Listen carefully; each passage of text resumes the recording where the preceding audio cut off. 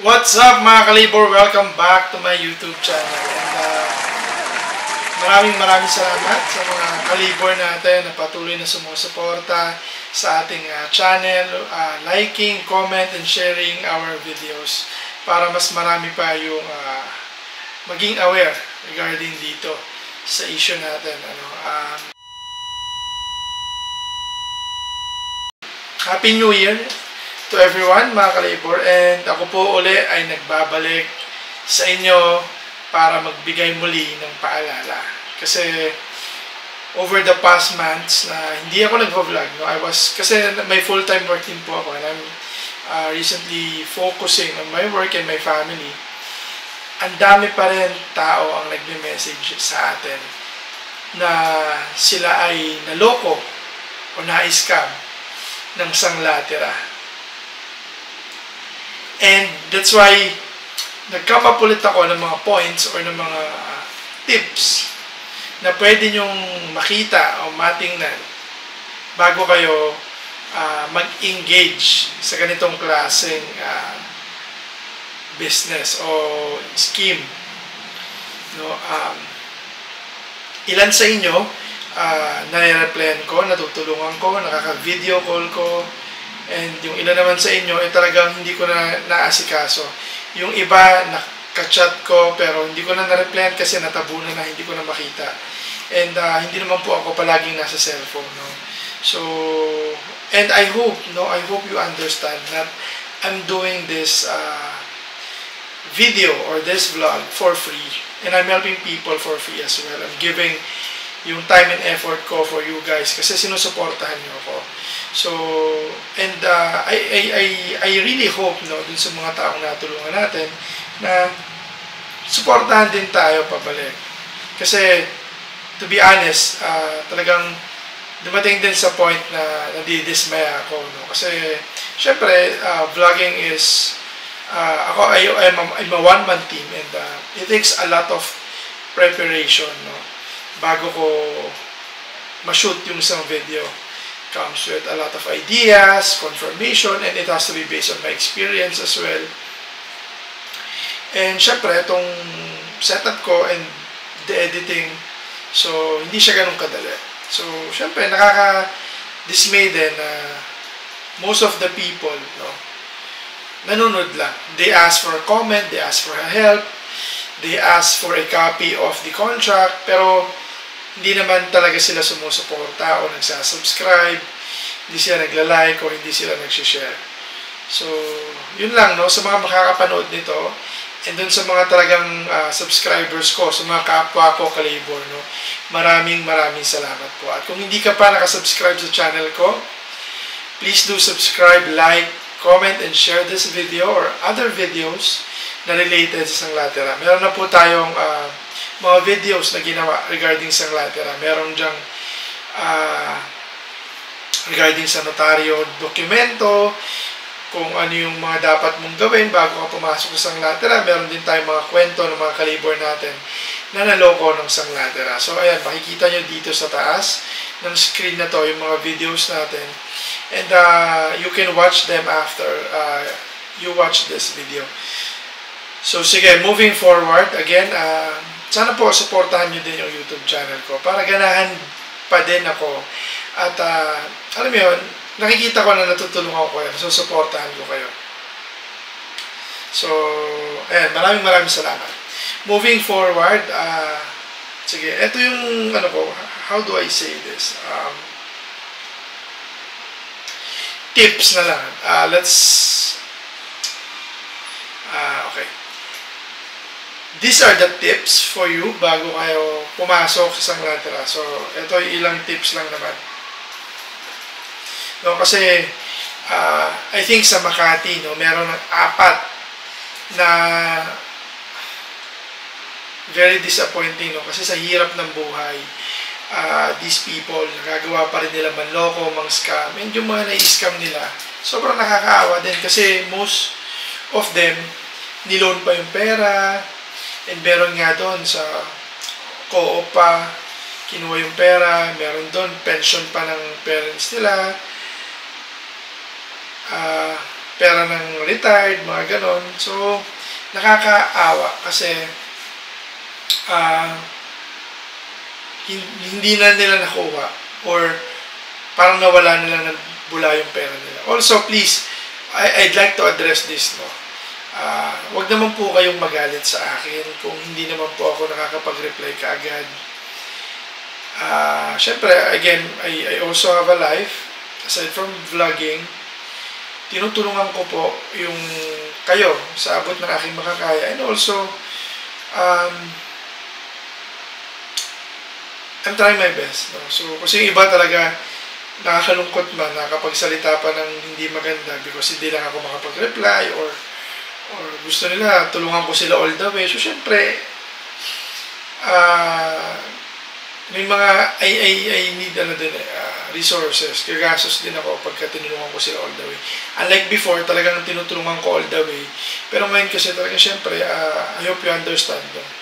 Yung iba na lang talaga, natatawagan ko, nabibigyan ko ng advice, punta kayo sa ganito, punta kayo sa ganyan, kausapin nyo sa ganito, kausapin nyo sa ganyan. And yung iba na natutulungan naman natin, meron tayong natulungan na binalik yung pera nila. Ito naman ay sa South Sembo. Hindi ko alam kung Taguig na siya or Makati pa siya, pero South Sembo to.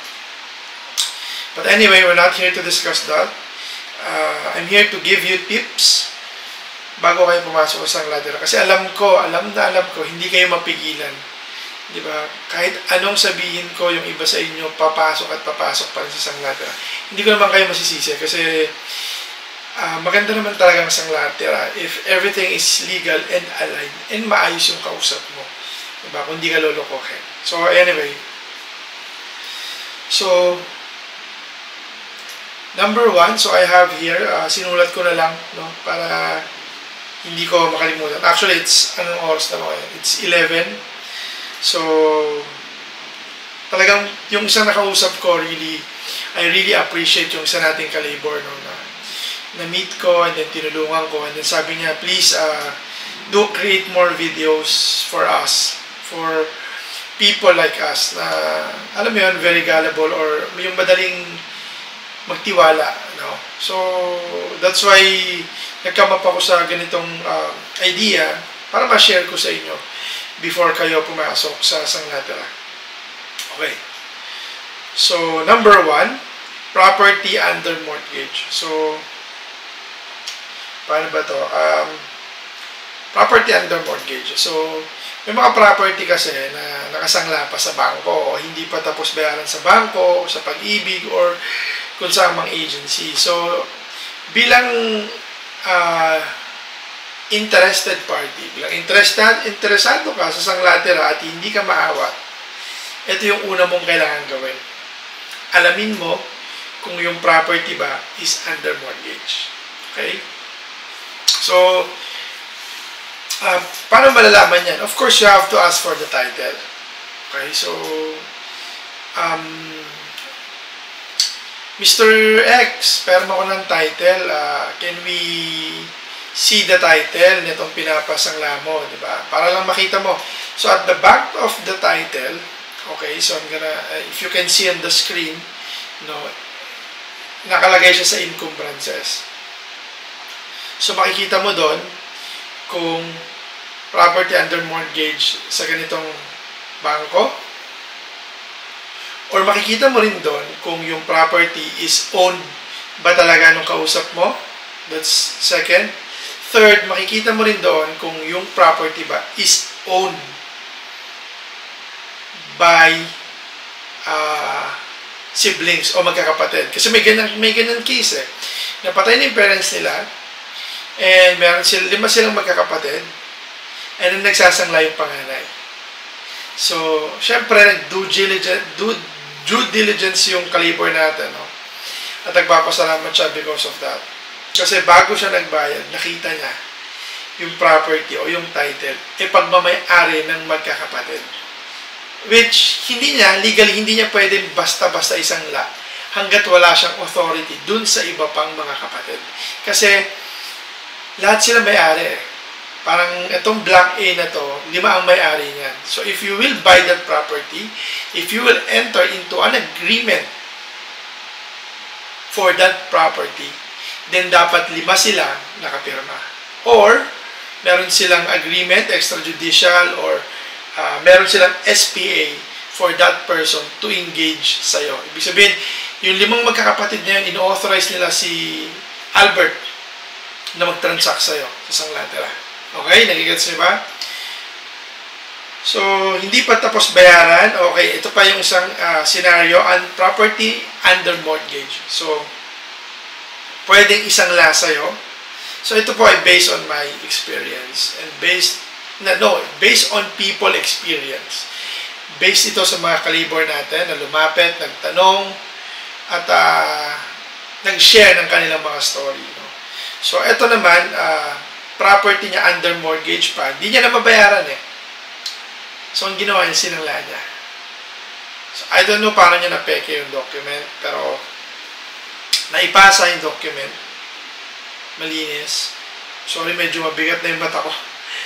And after a while, nagulat itong napagsanglaan na may pumupunta na sa bahay niya ng mga taga-bangko.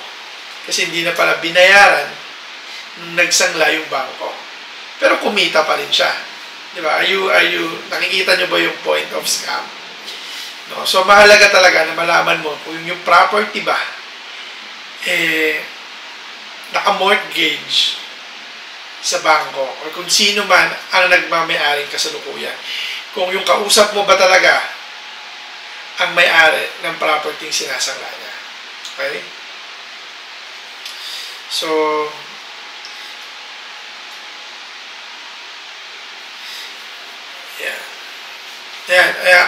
well, magkasunod to, property under mortgage, kung saan nakasangla, and property with encumbrances. So, yun nga, yung encumbrances, no? Yun ang sinabi ko na kanina, kung saan siya nakasangla.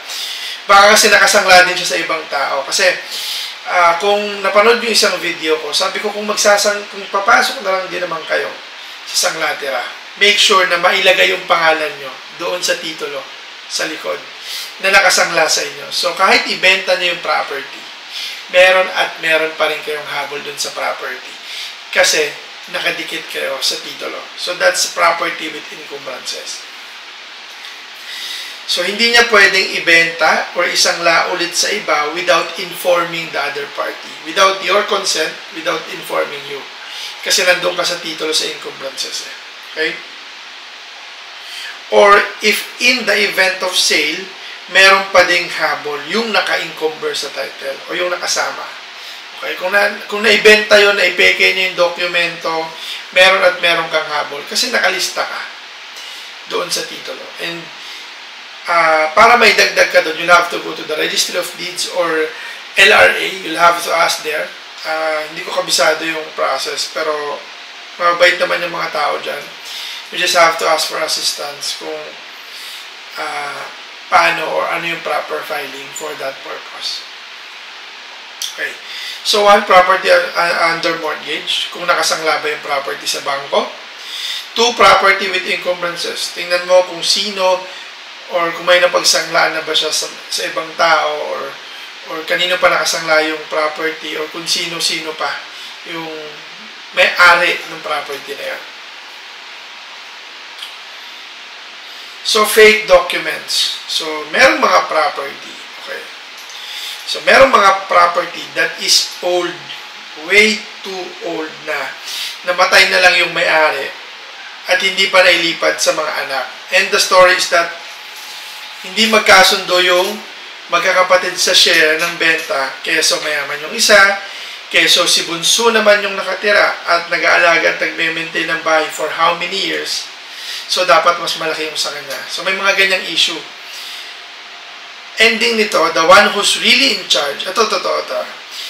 For example, magkakapatid yun, nasa abroad yung iba, nasa probinsya, pero yung isa nag-stay sa Manila. So, talaga nag-aalaga nun eh.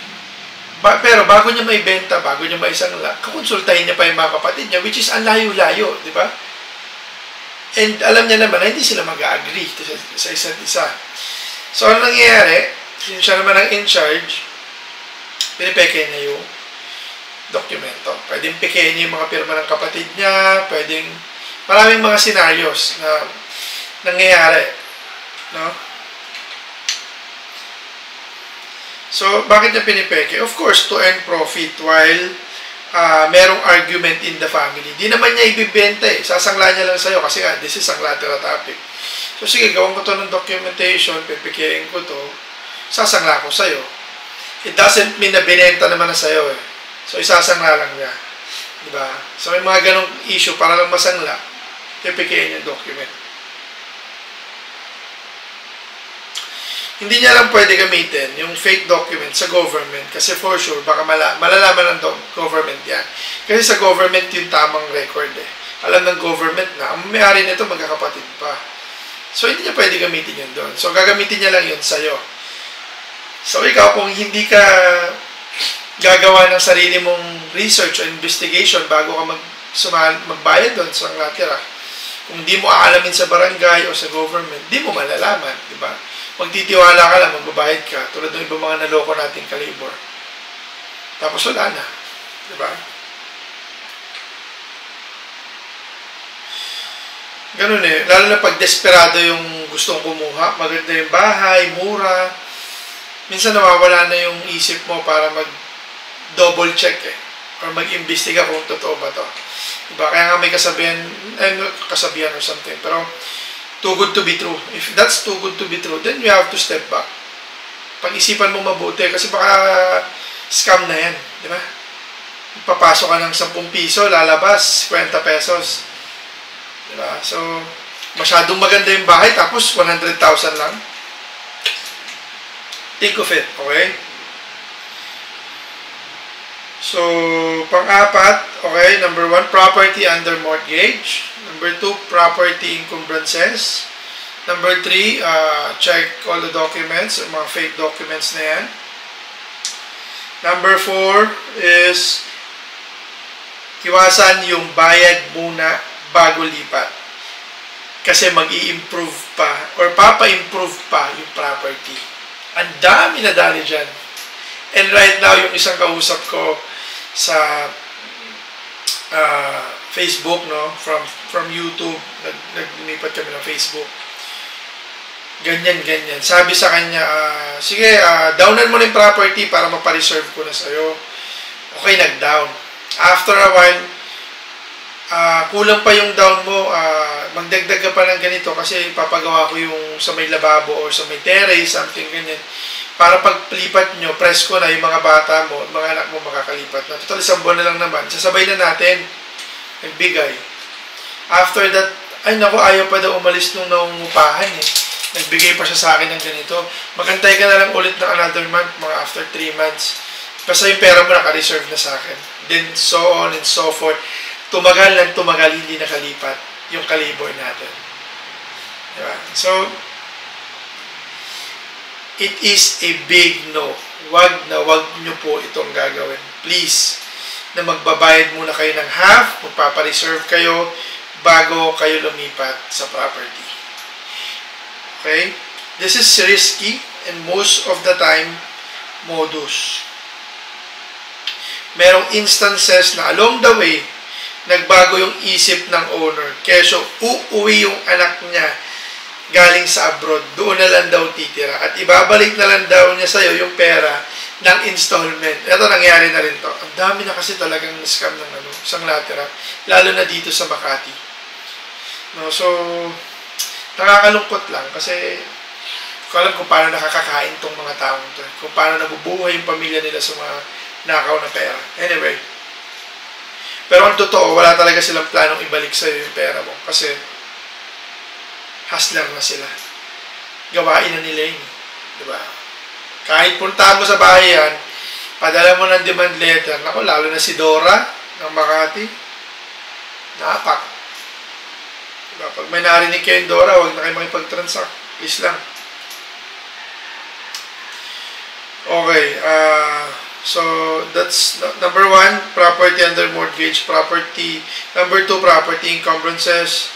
Number 3, check fake documents. Number 4, iwasan yung bayad muna bago lipat kasi magpapa-improve ng property. Number 5, Okay, same with number 4. Similar with number 4. Bayad muna para mapaalis ko yung nakatira. Kasi ibabayad ko sa kanila yung ibibigay mo para ikaw ang papalit.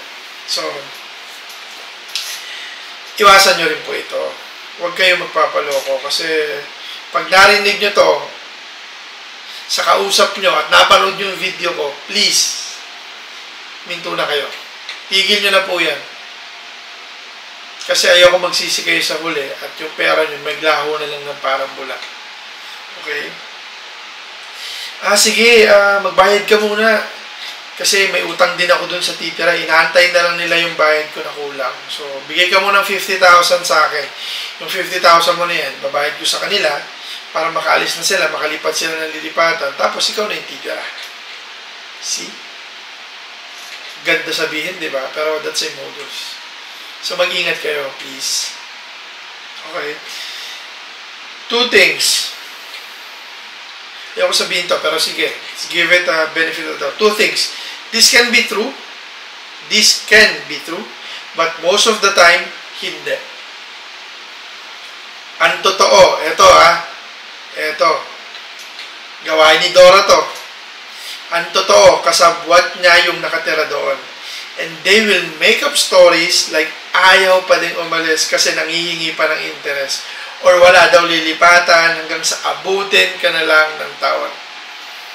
Diba? Mapapagod ka sila, hindi sila napapagod. Nag-e-enjoy pa sila.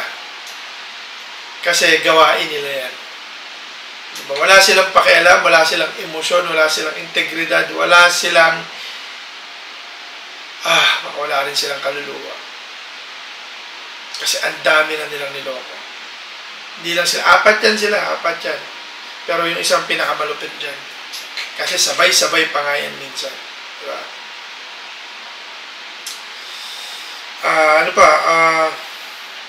Again, 1, property under mortgage. 2, property encumbrances. The fake documents. 4, iwasan yung bayad muna bago lipat kasi magpapa-improve pa ng property.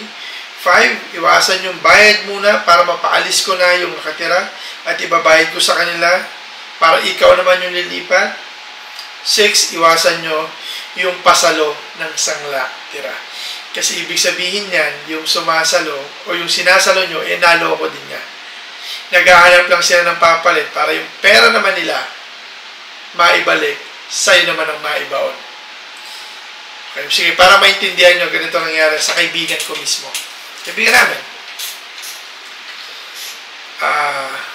Sinabi sa kanya nung nagsangla, wala talaga Tagal niya na sinisingil. Wala talaga akong pera Wala akong may babalik sa'yo.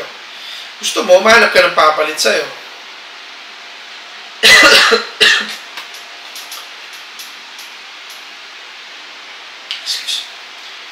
So, gusto mo, mahanap ka ng papalit sa'yo.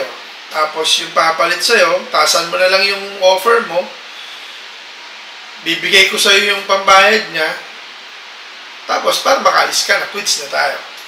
So, yun yung karaniwang sistema ng pasalo ng sanglatira.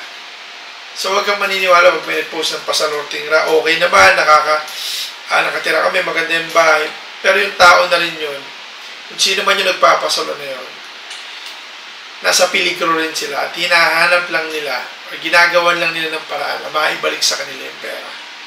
And the moment na kumagat ka o ikaw naman ang pumalit sa kanila, ikaw naman yung mamomoblema. Diba? So, please, maging maingat kayo. Alam ko yung pera nyo, pinaghirapan nyo, dugot pawis. Huwag naman kayong pasok ng pasok. Diba? Nang hindi nyo pinag-iisipan. Anyway, again, pasalo ng sanglatira can be or can't be true. The thing here is, hindi naman kadalasan sinasabi talaga yung problema. Pero most of the time, like doon sa friend namin, sinabi ng may, ba't nawala yun? God, I have to talk to you. 1 sec lang. Nawala yung sinulat ko. Diba? So, bago kayo pumasok sa mga ganyan, pag-isipan nyo pong mabuti kasi ang hirap lumabas, lalo pag naipit ka. Ako man, gusto ko ng sanglatera. Ako man, naghahanap din ako, way back pa. Diba? Pero, sinisigurado ko talaga na una, maayos yung kausap ko. Walang record sa barangay. Sinisigurado ko talaga na okay yung mga dokumento. Kaso, mamahal naman. So, hindi ko rin na-afford. Ayun, mga legit kasi talaga. Abot ng mga 500, 700, ganyan. Pero legit talaga sa lahat. Maganda yung bahay.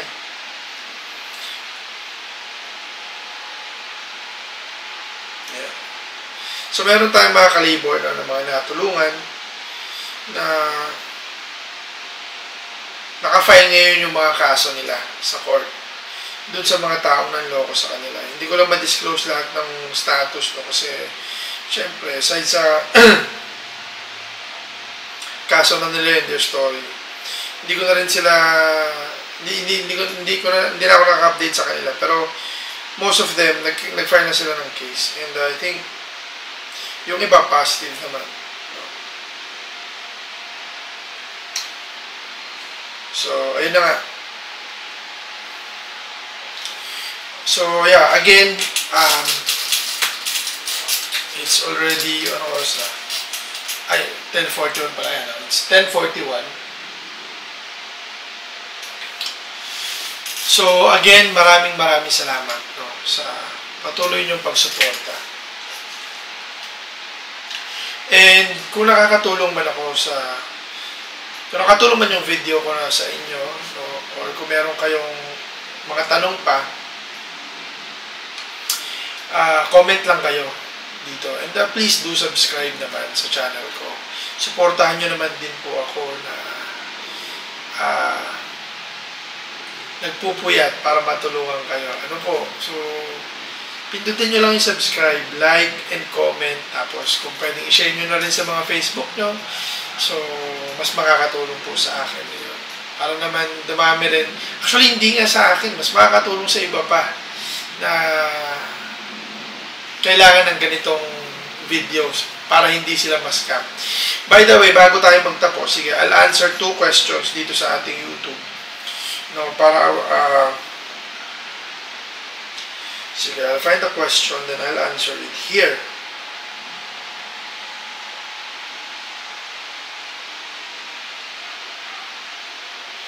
So, my dashboard.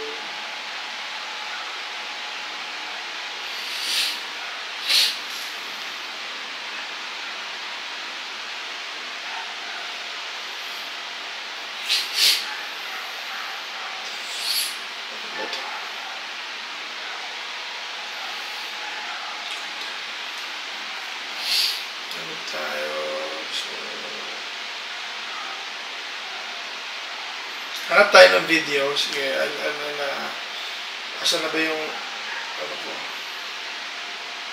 So ito, Sanglatera, Vlog 5, kontrata, alamin ang mahalagang detalyeng nakalagay. O ito na lang, ano ang dapat gawin bago pumasok sa ganitong usapan? O meron lang ako nito.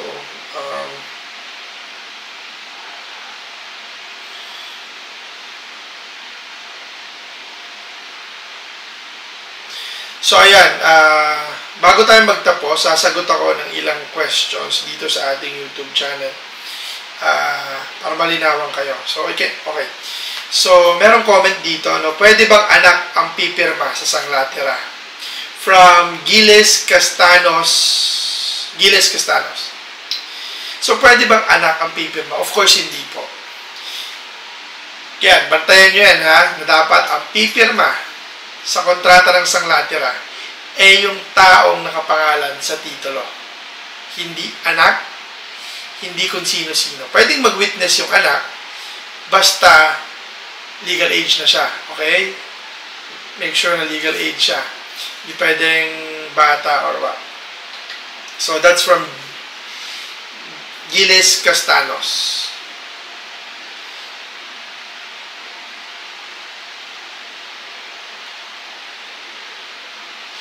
Okay. From Angelita Marquez 1597. May sinangla po sa akin na bahay, kaso may mga pinagawa na po ako sa bahay. Dapat po bang ibalik sa akin ng may-ari ang nagastos ko? Salamat po. Nakasubscribe na po ako. So, maraming salamat, no, Angelita Marquez 1597. So, eto. Again, sabi ko nga, lahat ng ito dapat nakasulat sa kontrata. No? So, pwede niyong ilagay sa kontrata na in terms of improvement, yung lessee may collect to the lessor the amount of the kung ano man yung in-improve nyong property or portion ng bahay. Siyempre, kailangan natago nyo yung resibo. Okay? Or, sige, sabihin na natin hindi nyo na ilagay sa kontrata. At least sa notebook, nakapagsulat kayo na with approval of Mr. Alberto, I will be constructing additional comfort room o lababo. Magtatayo ko ng panibagong lababo dito sa may rooftop. At i-reimburse ko ito kay Mr. Alberto. Kahit simple written, Tagalog or English, nakasulatan sa notebook, papirmahin mo siya, papirmahin mo yung witness na anak niya or witness na kapatid mo, tapos pumirma ka din. So, okay na yun. Mag-valid naman yun. No? Pero, again, kung hindi siya nakasulat, pag-usapan nyo nung nagsangla. Kasi ganito, gumastos ako pwede bang bayaran mo yung gastos ko? Kasi kung hindi, papatanggal ko na lang yung pinagawa ko dyan. Pwedeng ganon, di ba? Yung improvement. So, kailangan nyo lang pag-usapan. Okay? Yung improvement na ginawa mo. And kung maniningil ka, of course, dapat kompleto yung resibo mo. Lahat ng ginastos mo. Hindi yung nakasulat lang sa papel. Siyempre, kailangan may basis ka. Ito yung resibo from hardware. Ito yung resibo nung binarang mga nag-labor o ng tao. O yung mga materyales na ginamit mo sa pagpapagawa. Ito ha. Siguro gagawa ko ng another video or vlog for this. Pero, sige, para may small picture about it. Salamat. From Buting Tinggerong Jello. From Buting Tinggerong Jello 9369. Salamat po, sir, sa kaalaman.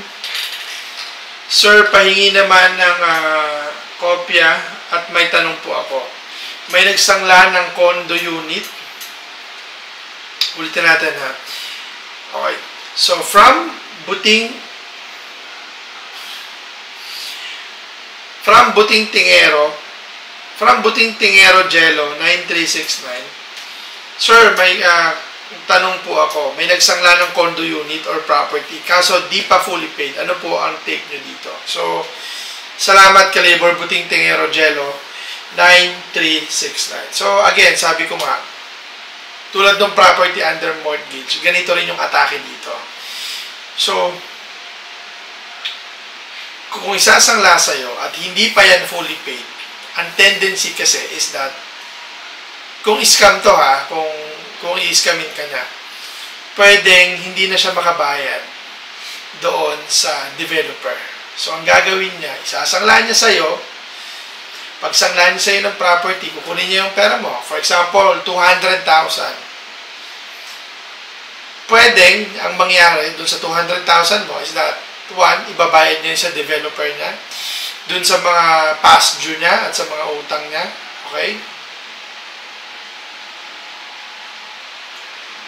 Okay, so ibabayad niya doon. So, two, pwedeng tangayin niya na yon para makabawi naman siya. Tapos, after few months, kukunin na ulit ng developer yung condo unit. Wala kang kaalam-alam. Yan, kontrata mo 2 years. Pero imagine this ha, kung 2 years ang contract mo, bibigay kang 200,000. Kung ibabayad niyo sa developer, sa palagay mo, saan pa siya kukuha ng pambayad after few months. Kung 2 years yun sabihin natin yung 200,000 yun will only cover 1 year ng payment niya sa monthly. Saan niya kukunin yung another month? Diba? So, mapapaisip ka So, I think, kung scam siya, gano'n ang gagawin niya. Kukunin niya yung pera mo, hayaan ka niya mag-enjoy dyan. Babayaran niya lang siguro 2 months, 3 months, para hindi ka makahalata. Then after 3 months, meron niyang another 3 months sa mga condo unit or 4 months para i-eject ka. Magdo-notice yan, magdo-notice na papaalisin ka na kasi hindi ka na nagbabayad. So, ikaw wala kang kaalam-alam. Kasi una, hindi naman napupunta sa yung notice unless ibigay dun sa unit mo. Okay? So, yun lang, no? Buting tingero, Jello. So, alamin mo muna kung ano yung standing ng kausap mo sa admin. Okay? Baka kasi marami na pala siyang utang, kaya kanya gustong isang layong unit niya. Kasi kukunin niya yung pera, tapos iwanan ka na niya. Kawawa, kapag pinalis ka ng developer, talo ka. Kasi yung kontrata mo for 200,000, 2 years. Wala pang 2 years. Wala pang 1 year, pinapalis ka na. Hindi mo na makita yung tao. So, okay. That's all, mga kalibor. I think ang haba na nitong video na to, no? Pero sana tinapos nyo. And, panoorin nyo kung naman yung lumalabas dito, no? Maraming salamat. Maraming salamat sa suporta nyo for the past 2-3 years from small subscribers, hundreds. Now, meron na tayong 4,000 subscribers. And yeah, maraming salamat. And one of the top or most viewed videos natin reach about 60,000 views. So, sana yung 60,000 views na yun, no?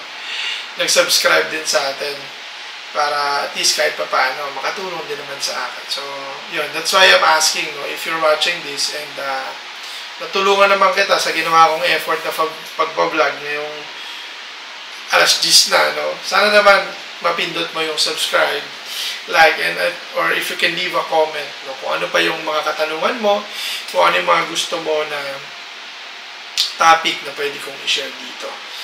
So, ayun lang. Maraming salamat, mga kalibor. Mag-ingat kayo and make sure na dinouble check nyo lahat ng mga nabinggit na. Panoorin nyo yung iba ko pang video. Please, kung napanood nyo to, panoorin nyo yung iba ko pang videos para malaman nyo pa or mas marami pa kayo matutunan bago kayo pumasok sa Sanglatera. Again, this is your Cons TV reminding you, when in doubt, don't. God bless you, everyone. Good night.